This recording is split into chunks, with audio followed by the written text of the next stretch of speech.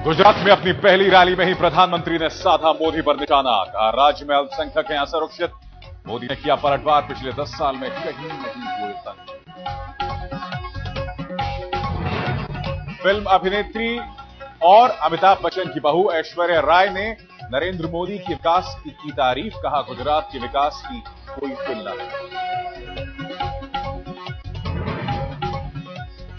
हावेरी में रैली कर येदियुरप्पा ने किया कर्नाटक जनता पार्टी बनाने का ऐलान। रैली में शामिल हुए 21 एमएलए, 3 सांसद। एफडीआई के पक्ष में वोट करने वाले जेडीयू सांसद उपेंद्र कुशवाहा ने छोड़ी पार्टी। राज्यसभा से भी दिया इस्तीफा, नई पार्टी बनाना है।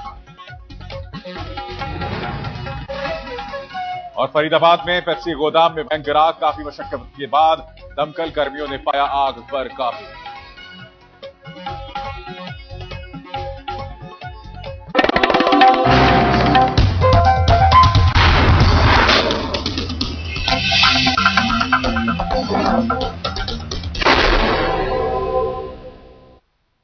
नमस्कार, इंडिया 360 में आपका स्वागत है। मैं अभिसार शर्मा।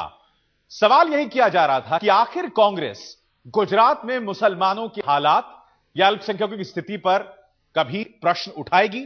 इस बात को लेकर अब तक सोनिया गांधी ने कोई बात नहीं की, मगर आज जब प्रधानमंत्री मनमोहन सिंह ने रैली की तो उन्होंने सीधा हमला बोल दिया गुजरात के मुख्यमंत्री नरेंद्र मोदी पर।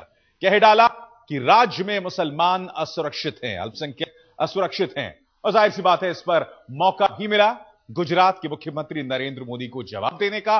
उन्होंने कह डाला कि पिछले 10 सालों में राज्य में कोई दंगा नहीं हुआ।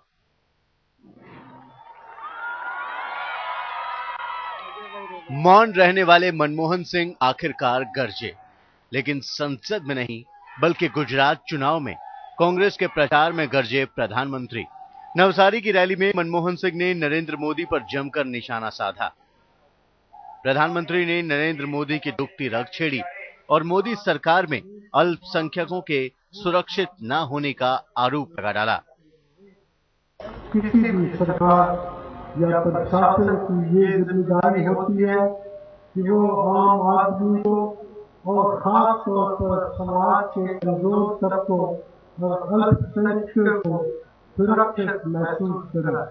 गुजरात सरकार इस जिम्मेदारी की तरफ भी पूरा ध्यान नहीं दे रही। इस राज्य से बराबर शिकायतें आती रही हैं कि अल्पसंख्यक और कुछ दूसरे तबके अपने आप को असुरक्षित महसूस कर रहे हैं। मनमोहन सिंह के श्रीमुख ने जब मोदी के खिलाफ आग उगलना शुरू किया तो तीखे बाणों की बौछार कर दी। मोदी को बंटवारे की राजनीति करने वाला बताया। मोदी सरकार में बच्चों की शिक्षा का मुद्दा उठाया, महिलाओं में कुपोषण की बात की और जब तरकश खाली होने लगे तो मनमोहन ने छुड़ा आखिरी तीर। भ्रष्टाचार के मुद्दे पर मोदी सरकार को घेरा और सिर्फ कुछ ही लोगों का विकास करने का आरोप जड़ दिया। आजकल गुजरात में विकास सिर्फ कुछ लोगों के लिए हो रहा है। यहाँ की आबादी का एक बड़ा हिस्सा आर्थिक प्रगति से बिल्कुल अछूता है। यहाँ की राज्य सरकार के कामों से समाज में असमानता बढ़ रही है। अब ज्यादातर मुद्दों पर चुप्पी साधने वाले मनमोहन सिंह गरजने लगे तो भला मोदी कैसे चुप रहते, वो भी तब जब गुजरात सरकार पर उंगली उठे। लिहाजा उन्होंने भी बोल दिया प्रधानमंत्री पर हमला और दिखा दिया पिछले 10 साल का आईना। ડોક્ટર મનમોહન સિંહજી, દુનિયાની સૌથી નાની માઇક્રો માઇનોરિટી, વિશ્વની માઇક્રો માઇનોરિટી એ પારસી કોમ છે। જગતની સૌથી નાની કોમ એ કોમ પણ મારા ગુજરાતમાં સુખ શાંતિ અને સમૃદ્ધિથી विकास ने नवी ऊंचाइयों ने पार कर ली। गुजरात में चुनाव का पहला चरण 3 दिनों के बाद है, लिहाजा आरोप प्रत्यारोपों का दौर तेज है। अपना दामन देखे बिना दूसरे को दागदार बताया जा रहा है। जाहिर है कि तीनों की यह बौछार जनता के फैसले के बाद ही रुकेगी, जिसमें अब 10 ही दिन बाकी हैं। भरूच से दिग्विजय पाठक के साथ साहिल जोशी, नवसारी, आज तक। गुजरात चुनाव में वार पलटवार तेज हो गया है, जो कि इस रिपोर्ट से साफ हो गया था। गुजरात के सीएम को इशारों इशारों में दगाबाज बताने वाली सोनिया गांधी के बयान पर मोदी ने किया है पलटवार। कांग्रेस को चुनौती देते हुए मोदी ने कहा है कि अगर वो दगाबाज हैं तो उनके ऊपर केस दर्ज करे केंद्र सरकार। અને મેડમ સોનિયાજી, જો ગુજરાતના મુખ્યમંત્રી નરેન્દ્ર મોદીએ કોઈ દગાબાજોનું દગાખોરીનું કામ કર્યું હોય તો તમારી દિલ્હીની સરકારને હું નિમંત્રણ આપું છું, મોદી ઉપર કેસ ચલાવો। चुनावी आसमान में फिर गूंजी मोदी की हुंकार। कांग्रेस को मोदी ने खुली चुनौती दी और कहा कि दगाबाजी की हो तो चलाओ केस, कराओ जांच। इशारों इशारों में दगाबाज बताने वाले सोनिया गांधी के बयानों को बनाया मुद्दा। सोनिया गांधी पर सीधा हमला बोला और इनका जवाब पत्थर के अंदाज में दिया। गुजराती जनता ने भड़कावानुं काम करो छो, गुजराती जनता ने अपमानित करवानुं काम करो छो। अरे मैडम सोनिया जी, तमे मोदी ने मौतनो सौदागर कयो અને આ ગુજરાતે ભાજપને 2/3 બહુમતી આપી હતી। આ વખતે તમે મને દગાબાજ કરો છે। આ ગુજરાતની જનતા તમારું પત્તું સાફ કરી નાખશે। मोदी ने एक बार फिर वही दांव चला है जो वो पिछली बार भी कर चुके हैं। चुनाव गवाह रहे हैं कि मोदी पर जब भी तीखा हमला बोला गया है वो उनके पक्ष में ही गया है। 2007 में सोनिया गांधी ने मोदी को मौत का सौदागर कहा था और नतीजा मोदी के पक्ष में रहा। इस बार सोनिया गांधी ने मोदी को दगाबाज ही बता दिया। सौराष्ट्र की जनता समझदार है, जागरूक है। उन्हें ये साफ दिखता है कि उन्हें किस तरह से धोखा किया गया। सोनिया गांधी की जुबान से गुजरात की जनता को धोखा देने के आरोप का तीर क्या निकला? मोदी को मौका मिल गया। सोनिया गांधी का तीर अपनी कमान पर चढ़ाया और छोड़ दिया गुजरात की जनता के दिलो दिमाग पर। तो तुम्हारी दिल्ली सरकार ने निमंत्रण आपू छो, मोदी पर केस चलाओ। सियासत में शायद इसको ही कहते हैं कि भावनाओं के सागर में हलचल पैदा करके वोट पाने का इमोशनल अत्याचार। संजय सिंह राठौर, नवसारी, आज तक। तो जो इतिहास हमने मौत का सौदागर वाले बयान के बाद देखा था, क्या वो इतिहास दोहराया जाएगा? मोदी कम से कम ये उम्मीद कर रहे हैं। खैर, गुजरात विधानसभा चुनाव में मायावती की बहुजन समाज पार्टी भी हाथ आजमा रही है और पार्टी के उम्मीदवारों के प्रचार के लिए मायावती गुजरात में रैलियां कर रही हैं। बीएसपी सुप्रीमो ने आज राजकोट और सूरत में रैली की और गुजरात सरकार के साथ साथ केंद्र सरकार पर भी निशाना साधा। मायावती ने कहा कि उनकी पार्टी केंद्र से अल्पसंख्यकों और गरीब सवर्णों को आरक्षण दिलाने की मांग कर रही है, लेकिन केंद्र सरकार इस मांग पर गंभीर नहीं है। उन्होंने बीजेपी भर भी दलितों के हितों की अनदेखी का आरोप लगाया और उत्तर प्रदेश की तरह दलितों के विकास के मायावती ने वोट मांगा।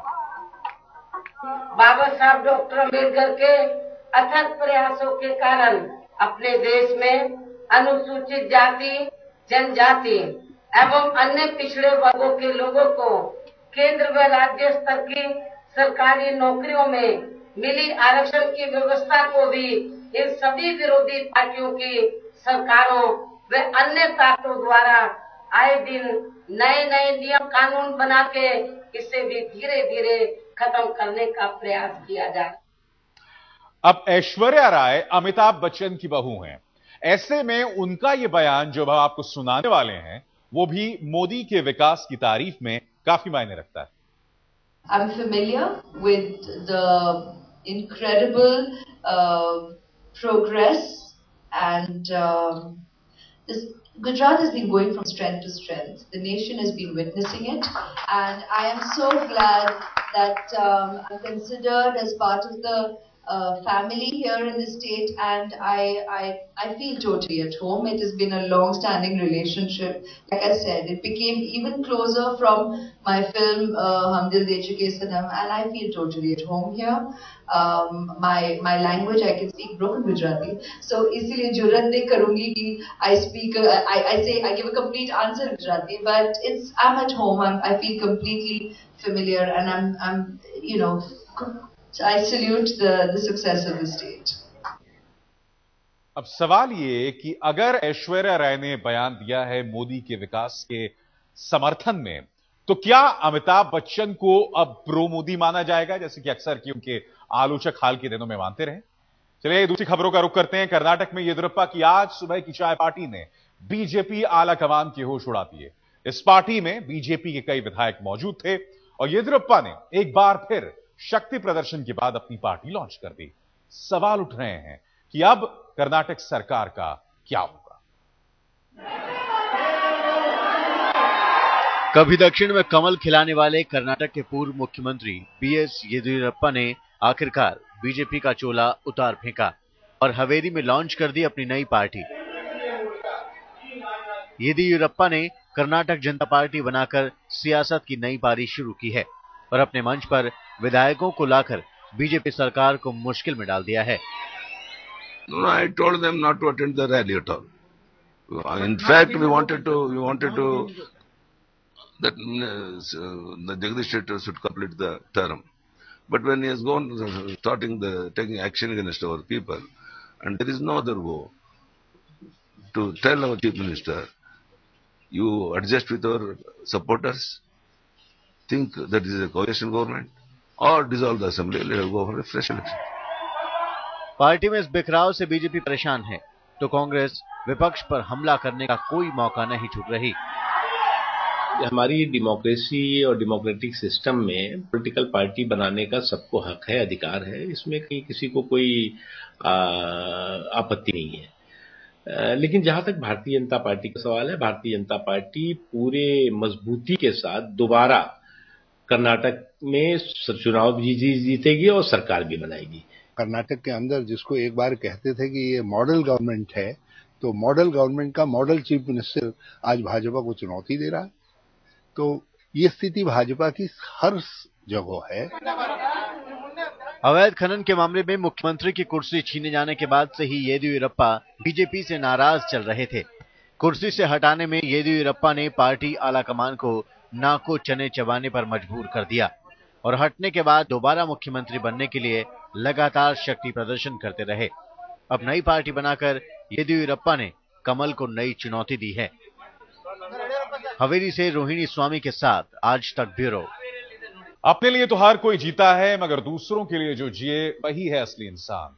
कुछ ऐसा ही मानती हैं छत्तीसगढ़ में रहने वाली फूलवासन यादव, जिन्होंने पढ़े लिखे न होने के बावजूद अपने गांव की महिलाओं के उत्थान के लिए कई कार्य किए हैं और उनके सराहनीय कार्यों के लिए उन्हें एसआर जिंदल प्राइज 2012 से सम्मानित किया गया है। इस साल एसआर जिंदल प्राइज 2012 की मानव जाति की अनुकरणीय सेवा कैटेगरी में फूलवासन यादव को 20 लाख रुपए की धनराशि से सम्मानित किया गया है। जिंदगी में कुछ कर गुजरने का जज्बा हो तो हर नामुमकिन काम भी मुमकिन हो जा रहा है। रास्ते खुद ब खुद खुलने लगते हैं और मंजिलें मिलने लगती हैं। गरीबी और पिछड़ेपन की मार झेल रही फूलवासन के एक संकल्प ने मानो उनकी जिंदगी का रुख ही बदल दिया। महिला मन ला जोड़े काम कर रहे हो, गांव में बहुत विरोध हुई, फिर भी हिम्मत नहीं हारे हो। धीरे धीरे 10 बहनी मन ला तैयार करे हो और 2001 में शुरू करें, फिर धीरे धीरे गांव से निकल के बाहर में शुरू करें। मैं अकेला ही चला था जानिबे मंजिल, मगर लोग मिलते ही गए और कारवां बढ़ता गया। कुछ इसी अंदाज में फूलवासन ने अपना सफर तय किया। गरीब महिलाओं की आर्थिक स्थिति सुधारने के मकसद से 10-12 महिलाओं का छोटा सा समूह आज एक फेडरेशन में तब्दील हो चुका है। 10 साल में इस समूह से करीब 2.5 लाख महिलाएं जुड़ी हैं और आज ये देश का एकमात्र सबसे बड़ा स्वयं सहायता समूह है। जो बंजर जमीन पड़े रही से, जहाँ 150 महिला मन 116 एकड़ जमीन ला लेके जमीन ला उपजाऊ बना है, सब्जी वब्जी स्वयं के छोटे छोटे बचत कर करके ए मन आज शासन जमीन ला लेके बहुत अच्छा काम करते। फूलवासन बाई का स्वयं सहायता समूह महिलाओं की आर्थिक स्थिति सुधारने के साथ ही साथ उनके अधिकारों के प्रति भी उन्हें जागरूक कर रहा है, ताकि कोई भी महिला बेरोजगार न रहे। महिलाओं के उत्थान के लिए फूलवासन ने जो भी प्रयास किए हैं वो वाकई काबिले तारीफ है।